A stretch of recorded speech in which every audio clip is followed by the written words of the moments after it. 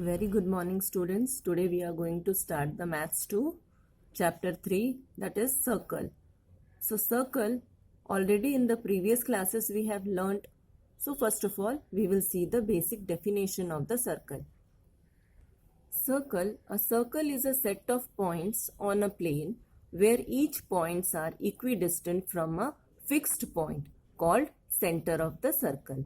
So see, it is the center of the circle P, and this is the fixed point. P is the fixed point, and a circle is a set of points on a plane where each points are equidistant from a fixed point. That is called center of the circle. Now types of circles we have already learnt in the previous class, that is in standard 9th. That is congruent circle, concentric circle and intersecting circles. So first of all, congruent circle. So congruent circle, two circles are congruent if they have same size. That means the size of the circle depends on the radius of the circle, diameter or circumference. So two congruent circles cover each other completely if they overlap on each other. Means this radius of the circle will be congruent to the radius of the second circle. Now come to the concentric circle.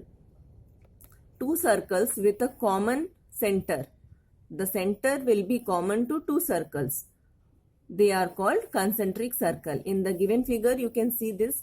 Two concentric circles are given with different radii. OP is the first radii and outer circle radii is OQ. Now come to intersecting circles.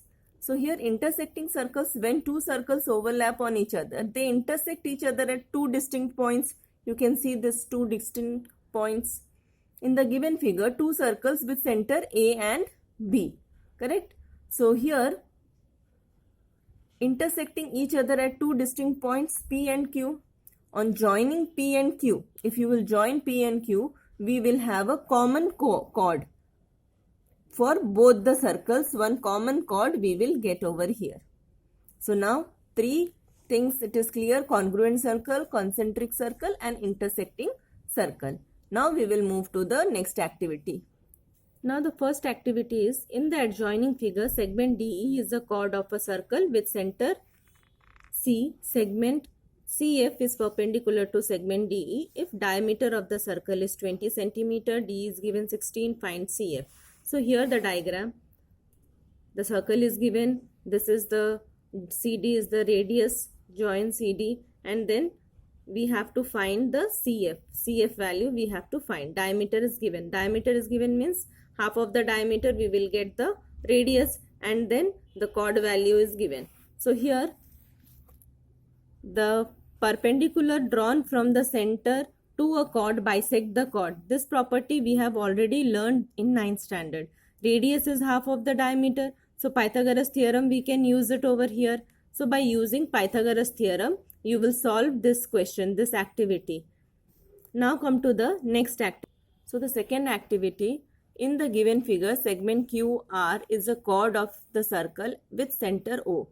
P is the midpoint of the chord.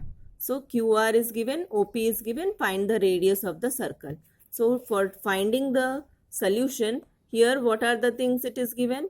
Here it is given OQ, the QR, that is chord of the circle, it is given 24, and OP value is given. We have to find OQ. So here also we will use the theorem which we have already learnt. So the theorem which we are going to use it over here, perpendicular from the center to the chord divides the chord into two equal parts. So here perpendicular, OP is perpendicular to OQ, QR, that is square of hypotenuse is equal to sum of the, this is Pythagoras theorem. Again here Pythagoras theorem is applied to find the value. So here QR, OP is given, P is the midpoint it is given. So here we will use the Pythagoras theorem for finding the value of OQ. Now come to the next activity. So the next activity, in the given figure, M is the center of the circle and segment AB is the diameter. So here what is given? Segment AB is the diameter, MS is perpendicular to chord AD, MT is perpendicular to chord AC. So angle DAB is congruent to angle CAB. So we have to prove chord AD is congruent to chord AC.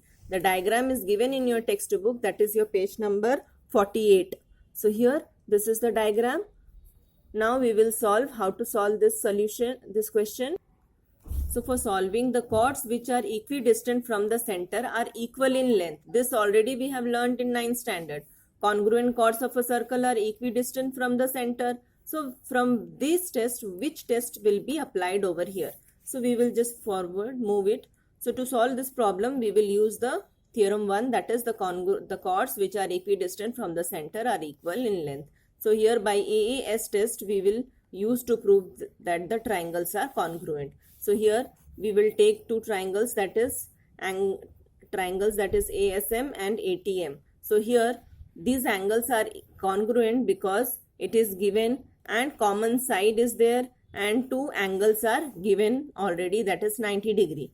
So here by AA test, these two triangles are congruent. If these two triangles are congruent, means by CSCT these two sides will be congruent. So if these two sides are congruent, that means chord AD is congruent to chord AC. Why? The chords which are equidistant from the center are equal in length. So this we have to use it. Now next topic is circles passing through 1, 2 or 3 points. So in the given diagram, you can see the diagram. It is there. So 3 circles are drawn with intersecting and passing through A. So here, what is the conclusion we will get? We can draw more circles of different radii from the same point A. So infinite circles can pass through one point. Similarly, infinite circle can pass through two distinct points. Only one circle passing through 3 non-collinear points. So no circle can pass through 3 collinear points. So you have to learn all these things, and it is there in your textbook, page number 49. So just learn it, all these things.